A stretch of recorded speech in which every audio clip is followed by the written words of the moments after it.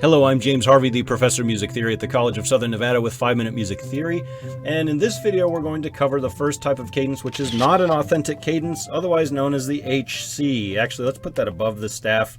HC, which stands for half cadence. And the half cadence can sort of be considered to be the equivalent of a comma in English writing. Grand staff, that's not a very good brace, so I'm not going to let myself get away with that one. It's not much better, but it'll work. Do C major. Now, a half cadence is a cadence that ends on a dominant chord. Now, typically, the chord that happens before it is a supertonic, but it can be anything that can happen before a dominant. What can happen before a dominant? A supertonic, a subdominant, a tonic even can happen, just as long as this is a cadential situation. So we're going to do a supertonic to a dominant. Let's go ahead and invert that supertonic chord and turn this into a half cadence in C major. This is going to be a D minor chord followed by a G major chord. And I'm going to try, if I can, to double my D like that to make a Savoy situation. And then I'll go down here to a B, D, and we have two Ds. We have the F, so we'll need an A.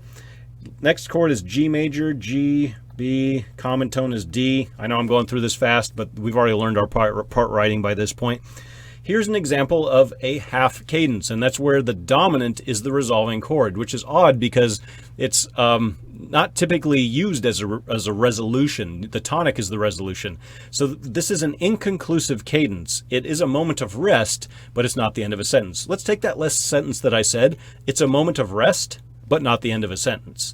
So there's 2 points where I rested in that sentence. It's a moment of rest, half cadence, but it's not the end of the sentence, authentic cadence. That's the example of a half cadence. It's like the middle of a sentence where you have a comma. So it's a cadence, but it's still inconclusive, yet still a moment of rest in a cadential statement and in a phrase. So it does actually end a phrase, the half cadence. All cadences end phrases, by the way. They are what terminate phrases. I know that sounds kind of dark, but they do terminate phrases. And it's really important that we know that, because once you spot these cadences, you can find phrases all day long. Makes your life a lot easier in theory class. Thank you.